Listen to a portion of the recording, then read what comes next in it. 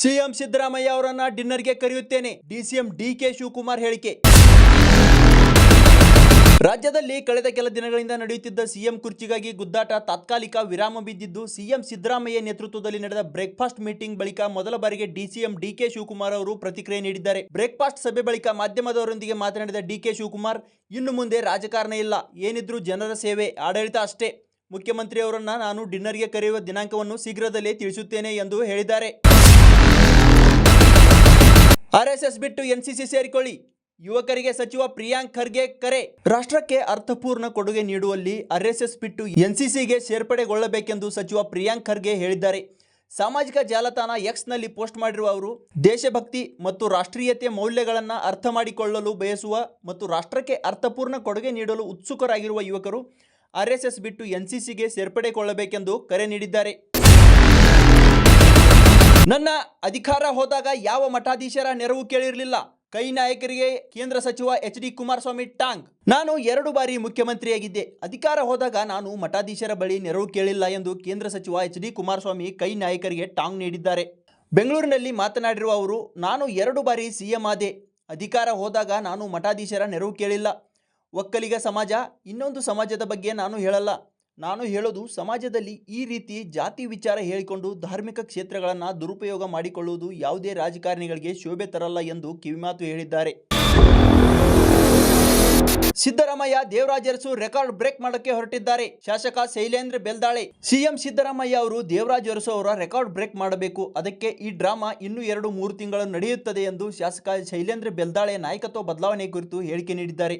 ಈ ಕುರಿತು ಮಾಧ್ಯಮಗಳೊಂದಿಗೆ ಮಾತನಾಡಿರುವ ಅವರು, ಸಿಎಂ ಸಿದ್ದರಾಮಯ್ಯ ಅವರು ದೇವರಾಜ್ ಅರಸು ಅವರ ರೆಕಾರ್ಡ್ ಬ್ರೇಕ್ ಮಾಡಬೇಕು ಅಂತಿದ್ದಾರೆ. ಆದರೆ ಇತ್ತ ಡಿಕೆಶಿ ರೆಕಾರ್ಡ್ ಹೇಗೆ ಬ್ರೇಕ್ ಮಾಡ್ತೀರಾ ನೋಡುತ್ತೇನೆ ಎನ್ನುತ್ತಿದ್ದಾರೆ. ಇಲ್ಲಿ ಇಬ್ಬರ ನಡುವೆ ಸ್ಪರ್ಧೆ ಶುರುವಾಗಿದೆ ಎಂದು ಬೆಲ್ದಾಳೆ ವ್ಯಂಗ್ಯವಾಡಿದ್ದಾರೆ. ಪಟ್ಟದ ಫೈಟ್ಗೆ ಅಂತಿಮ ವಿರಾಮ, ದೆಹಲಿಯಲ್ಲಿ ಖರ್ಗೆ ರಾಹುಲ್ ಭೇಟಿ. ರಾಜ್ಯದಲ್ಲಿ ನಾಯಕತ್ವ ಬಿಕ್ಕಟ್ಟಿಗೆ ಸದ್ಯ ತೆರೆ ಬೀಳುವ ಲಕ್ಷಣಗಳು ಗೋಚರಿಸುತ್ತಿದೆ. ಶನಿವಾರ ಸಿಎಂ ಸಿದ್ದರಾಮಯ್ಯ ಮತ್ತು ಡಿಸಿಎಂ ಡಿಕೆ ಶಿವಕುಮಾರ್ ಅವರು ಬ್ರೇಕ್ಫಾಸ್ಟ್ ಮೀಟಿಂಗ್ ನಡೆಸಿದ್ದಾರೆ. ಈ ನಡುವೆ ದೆಹಲಿಯಲ್ಲಿ ಬೆಳವಣಿಗೆಗಳು ನಡೆದಿದ್ದು, ಎಐಸಿಸಿ ಅಧ್ಯಕ್ಷ ಮಲ್ಲಿಕಾರ್ಜುನ್ ಖರ್ಗೆ ಅವರ ಜೊತೆಗೆ ಲೋಕಸಭೆ ವಿರೋಧ ಪಕ್ಷದ ನಾಯಕ ರಾಹುಲ್ ಗಾಂಧಿ ಭೇಟಿ ಮಾಡಿ ಮಾತುಕತೆ ನಡೆಸಿದ್ದಾರೆ. ಈ ವೇಳೆ ರಾಜ್ಯದಲ್ಲಿ ನಾಯಕತ್ವದ ವಿಚಾರವಾಗಿ ಹಾಗೂ ಲೋಕಸಭೆ ಅಧಿವೇಶನದ ಬಗ್ಗೆ ಮಹತ್ವದ ಚರ್ಚೆ ನಡೆದಿದೆ ಎನ್ನಲಾಗಿದೆ. ದೇಶದ ಸಂಪ್ರದಾಯ ಸಾಮೂಹಿಕ ಸಾಮರಸ್ಯವನ್ನ ಹೇಳುತ್ತದೆ, ಮೋಹನ್ ಭಾಗವತ್. ವಿವಾದಗಳಲ್ಲಿ ತೊಡಗಿಸಿಕೊಳ್ಳುವುದು ಭಾರತದ ಸ್ವಭಾವವಲ್ಲ. ದೇಶದ ಸಂಪ್ರದಾಯವು ಯಾವಾಗಲೂ ಸಹೋದರತ್ವ ಮತ್ತು ಸಾಮೂಹಿಕ ಸಾಮರಸ್ಯವನ್ನು ಒತ್ತಿ ಹೇಳುತ್ತದೆ ಎಂದು ರಾಷ್ಟ್ರೀಯ ಸ್ವಯಂ ಸೇವಕ ಸಂಘದ ಮುಖ್ಯಸ್ಥ ಮೋಹನ್ ಭಾಗವತ್ ಹೇಳಿದ್ದಾರೆ. ನಾಗ್ಪುರದಲ್ಲಿ ನಡೆದ ಕಾರ್ಯಕ್ರಮವೊಂದರಲ್ಲಿ ಮಾತನಾಡಿದ ಅವರು, ಭಾರತದ ರಾಷ್ಟ್ರೀಯತೆಯ ಪರಿಕಲ್ಪನೆಯು ಪಾಶ್ಚಿಮಾತ್ಯ ಚಿಂತನೆಗಿಂತ ಸಂಪೂರ್ಣವಾಗಿ ಭಿನ್ನವಾಗಿದೆ ಎಂದು ಅಭಿಪ್ರಾಯಪಟ್ಟಿದ್ದಾರೆ. ಆಟಗಾರ್ತಿ ಸ್ಮೃತಿ ಮಂದಾನ ಜೊತೆಗಿದ್ದು ಧೈರ್ಯ ತುಂಬಿದ ಜಮೀಮಾ ರಾಡ್ರಿಗಸ್. ಕ್ರಿಕೆಟ್ ಆಟಗಾರ್ತಿಯ ನಡೆಗೆ ಎಲ್ಲೆಡೆ ಪ್ರಶಂಸೆ. ಭಾರತ ಕ್ರಿಕೆಟ್ ತಂಡದ ತಾರಾ ಆಟಗಾರ್ತಿ ಸ್ಮೃತಿ ಮಂದಾನ ಅವರ ಮದುವೆ ನವೆಂಬರ್ 23ರಂದು ಪಲಾಶ್ ಮುಚ್ಚಲ್ ಅವರೊಂದಿಗೆ ಆಗಿರಬೇಕಿತ್ತು. ಆದರೆ ಮದುವೆ ಮುಂದೂಡಲಾಯಿತು. ಇಂಥ ಸಂಕಷ್ಟದ ಸಮಯದಲ್ಲಿ ಕ್ರಿಕೆಟ್ಗಿಂತ ಗೆಳತಿ ಸ್ಮೃತಿ ಜೊತೆಗಿರುವುದು ಮುಖ್ಯ ಎಂಬ ಜಮೀಮಾ ರಾಡ್ರಿಗಸ್ ನಿರ್ಧಾರಕ್ಕೆ ಈಗ ಎಲ್ಲೆಡೆ ಪ್ರಶಂಸೆ ವ್ಯಕ್ತವಾಗುತ್ತಿದೆ.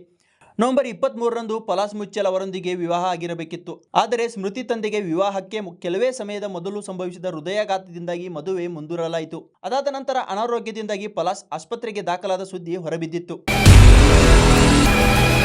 ದಿತ್ವಾ ಚಂಡಮಾರುತದ ಎಫೆಕ್ಟ್. ದಕ್ಷಿಣ ಭಾರತದ ಅನೇಕ ರಾಜ್ಯಗಳಲ್ಲಿ ಮಳೆ ಪ್ರವಾಹದ ಎಚ್ಚರಿಕೆ. ದಿತ್ವಾ ಚಂಡಮಾರುತ ತಮಿಳುನಾಡನ್ನು ಸಮೀಪಿಸುತ್ತಿದೆ.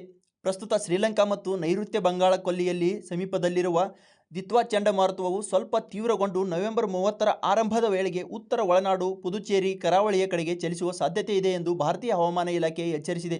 ಇದು ದಕ್ಷಿಣ ಭಾರತದ ಅನೇಕ ರಾಜ್ಯಗಳಲ್ಲಿ ಭಾರೀ ಮಳೆ ಮತ್ತು ಬಲವಾದ ಗಾಳಿ ಮತ್ತು ಪ್ರವಾಹದ ಅಪಾಯವನ್ನು ಉಂಟು ಮಾಡುತ್ತದೆ ಎಂದು ತಿಳಿಸಲಾಗಿದೆ. ದೀರ್ಘಕಾಲದ ಗೆಳತಿಯ ಕೈ ಹಿಡಿದ ಆಸ್ಟ್ರೇಲಿಯಾ ಪ್ರಧಾನಿ ಹೆಡನ್ ವರಿಸಿದ ಆಂಥೋನಿ ಅಲ್ಬನೀಸ್.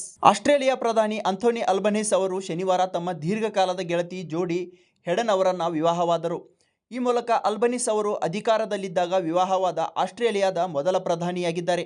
62 ವರ್ಷದ ನಾಯಕ ಅಲ್ಬನೀಸ್ ಅವರು ಇಂದು ಕ್ಯಾನ್ಬೆರಾದ ತಮ್ಮ ಅಧಿಕೃತ ನಿವಾಸವಾದ ದಿ ಲಾಡ್ಜ್ನ ಉದ್ಯಾನವನದಲ್ಲಿ ನಡೆದ ಖಾಸಗಿ ಸಮಾರಂಭದಲ್ಲಿ 46 ವರ್ಷದ ಹಣಕಾಸು ಸೇವಾ ಉದ್ಯೋಗಿ ಹೆಡನ್ ಅವರೊಂದಿಗೆ ವಿವಾಹವಾದರು.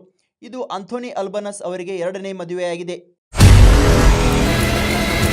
ಹೆಚ್ಚಿನ ವಿಡಿಯೋಗಳಿಗೆ ಪ್ರತಿಧ್ವನಿ ಯೂಟ್ಯೂಬ್ ಚಾನೆಲ್ ಸಬ್ಸ್ಕ್ರೈಬ್ ಮಾಡಿ, ಬೆಲ್ ಐಕಾನ್ ಕ್ಲಿಕ್ ಮಾಡಿ.